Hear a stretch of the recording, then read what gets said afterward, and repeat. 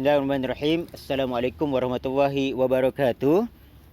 InsyaAllah tazkirah ringkas untuk murid Al-Hikmah pada kali ini berkisar tentang kisah seekor burung gagak yang sangat bijak, dan juga gagak ni dia tersangat fokus. Walaupun kisah ni adalah kisah rekaan, tetapi apa yang penting kita dapat ambil pengajaran daripada kisah ini. Kisahnya beginilah. Ada seekor burung gagak. Pada suatu hari, burung gagak ni dia sedang terbang ke hulu ke hilir. Waktu tengah hari, panas terik lah.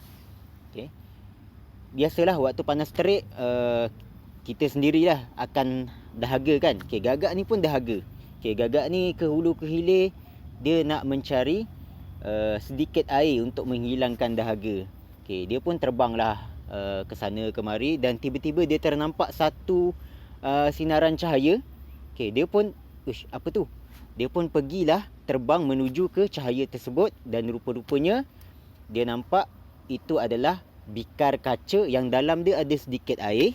Dan gagak pun alhamdulillah jumpa pun air, jadi gagak pun cuba untuk minum. Macam mana gagak nak minum? Gagak ni dia cuba masukkan paruh dia ke dalam bikar kaca tersebut. Dia cuba tak sampai, sebab air tu cetek je. Jadi gagak ni pun dia tak putus asa. Dia cuba lagi. Tetap sahaja tak berjaya sebab air tu cetek. Jadi gagak pun duduk sebentar. Dia pun cari idea macam mana nak dapatkan macam mana nak minum air tu. Kalau diterbalikkan bikar tu, apa jadi? Air tu akan tumpah, jadi tak dapat minum. Jadi dia fikir-fikir lagi, cari idea. Dia dapat satu idea, iaitu dia nak naikkan air tu sampai ke paras yang dia boleh minum lah. Jadi idea dia ialah memasukkan batu. Dia gagak ni mungkin dia pernah belajar sains kot. Isi padu air kan. Letak batu, nanti air tu akan naik. Bila dah naik, gagak tu bolehlah untuk minum air tersebut. Jadi dia pun berfikir untuk mencari batu pula. Kali ni dia fikir, kalau nak cari batu besar-besar, dia tak larat nak angkat. Jadi cara yang paling mudah ialah dia cari batu-batu sungai. Gagak pun dia boleh agak lah kat mana sungai kan. Gagak pun terbanglah menuju ke sungai, dan dia ambil batu-batu sungai. Fokus gagak ni. Dia ambil batu sungai, dan dia terbang semula ke bikar tadi untuk masukkan batu tu ke dalam bikar tu. Dipendekkan cerita, sampai 2 jam dia ulang alik buat benda yang sama. Pergi ke sungai, ambil batu. Dah ambil batu, terbang balik ke bikar, dia masukkan dalam bikar air tersebut. Sampailah penuh batu tersebut, dan air pun naik ke atas.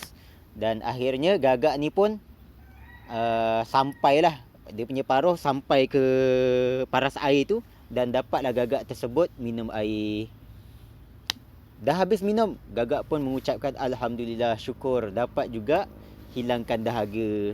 Tiba-tiba gagak terfikir, tadi batu yang aku ambil ni batu sungai. Lah, kenapalah aku tak minum je air sungai yang ada kat air sungai tadi. Punya banyak air sungai tu, kenapa aku tak minum je? Itu sahaja kisah pada kali ini. Nampak macam mengarut sikit kan kisah dia. Apa yang penting daripada kisah ni ialah apa pengajaran yang kita boleh ambil daripada kisah ini. Ada banyak pengajaran yang kita boleh ambil.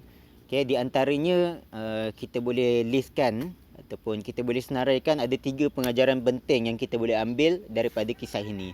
Pengajaran yang pertama, usaha sampai berjaya. 2 jam, selama 2 jam gagak ni berusaha. Walaupun penat, walaupun dahaga, dia tetap berusaha sampailah dia kutip batu tadi tu, sampailah penuh dekat dalam bikar air tadi. Sampai air tu naik, sampailah burung tu berjaya untuk minum air tersebut, dan hilanglah dahaga burung gagak tersebut. Itu yang pertama. Yang kedua, fokus dengan setiap pekerjaan kita. Gagak tadi punya fokus, nampak? Yang pertama, gagak ni dia fokus nak minum. Jadi bila dia fokus nak minum, maka gagak ni dia hanya berfikir untuk mencari air. Dan dia ternampak lah ada sinaran cahaya kan daripada bikar tu, dan dia pergi, nampak ada air. Jadi dia berusaha, dia fokus berusaha untuk masukkan paruh dia dalam bekas tu untuk minum air, tapi tak berjaya. Lepas tu dia fokus pula cari idea. Bila dia fokus cari idea, maka dia dapat idea. Dia dapat idea untuk letakkan batu, masukkan batu ke dalam bikar sampailah air tu naik ke atas. Nampak dia fokus gagak ni.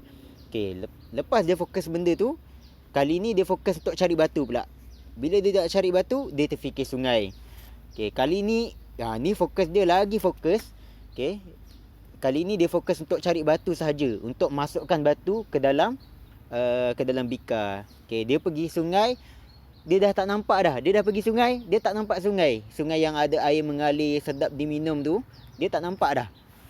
Sebab dia hanya berfokus kepada batu sahaja. Dia pergi sungai untuk kutip batu, bukan untuk minum air. Jadi dia fokus apa yang dia nak lah.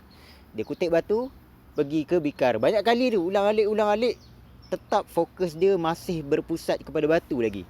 Okey, nampak fokus burung gagak tu. Okey, itu mungkin ada side baik, mungkin ada side buruk lah daripada terlalu fokus ni. Kadang-kadang terlalu fokus ni baik. Tapi kadang-kadang terlalu fokus ni tak baik juga sebab kita tak nampak benda yang lain. Okey, pengajaran yang ketiga, peluang ni boleh datang tanpa disangka ataupun tanpa kita fikirkan. Okey. Macam burung gagak ni lah. Dia ada peluang untuk minum air sungai tu, tapi benda tu dia tak terfikir. Okey, nak senang faham, boleh diibaratkan macam macam perjalanan. Macam kita ada seorang dia ingin melakukan perjalanan daripada Puncak Alam ke Melaka. Contohlah, ada dua orang nak melakukan perjalanan daripada Puncak Alam menuju ke Melaka. Jauh kan? Okey. Orang yang pertama, daripada Puncak Alam, dia naik kereta dan dia pergi ke Melaka tanpa dia singgah mana-mana tempat. Nampak? Dia fokus daripada Puncak Alam, naik kereta sampailah ke Melaka. Punya fokus sampailah ke Melaka. Berjaya sampai ke Melaka. Orang yang kedua pula, sama, dia juga daripada Puncak Alam, naik kereta juga, melakukan perjalanan sampai ke Melaka. Tetapi sebelum dia sampai ke Melaka, Melaka kan besar lah juga kan. Nak sampai ke tempat yang dia ingin tuju tu, sebelum dia sampai tempat yang dia nak tuju tu, alang-alang dah sampai Melaka, apa dia buat? Dia singgah dulu. Dia nampak ada kedai asam pedas. Jadi dia singgah, makan asam pedas dulu. Lepas tu dia tengok ada cencaluk, dia beli cencaluk dulu. Lepas tu dekat tepi jalan pula dia nampak ada kuih keria Melaka. Dia makan dulu. Dapat 3 benda dan dapat lagi satu benda yang sepatutnya dia nak, iaitu sampai ke tempat yang dia nak sampai kat Melaka tu. Dalam perjalanan dia boleh cari peluang-peluang yang lain. Samalah macam kita sebagai murid lah, sebagai cikgu pun adalah peluang-peluang yang sebenarnya boleh dapat.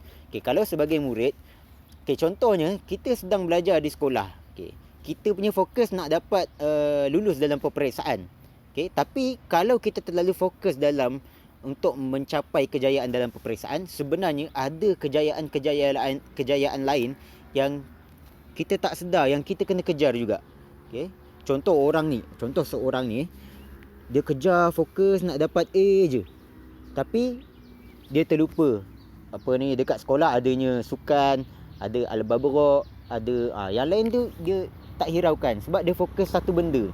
Berbeza dengan orang yang dia cuba dia fokus dan dia cuba untuk mendapatkan manfaat di balik fokus tu. Contoh dia tengah belajar nak dapatkan A, dalam masa yang sama dia boleh dapat cara untuk disiplinkan diri. Dia boleh dapat belajar macam mana untuk beradab. Dia dapat belajar cara gosok gigi. Dia dapat belajar berkawat. Dia dapat belajar berlakon, bernyanyi, macam-macam lah. Wallahu alam. Sebenarnya ada banyak lagi pengajaran yang kita boleh ambil dan kita boleh fikirkan bersama. Tapi kita masa pun sekadar sikit je, tak banyak. Jadi bolehlah fikir apa lagi pengajaran yang kita boleh ambil daripada kisah ini. Wallahu alam. Sekian sahaja tazkirah ringkas tentang seekor burung gagak yang fokus. Sekian, Assalamualaikum warahmatullahi wabarakatuh.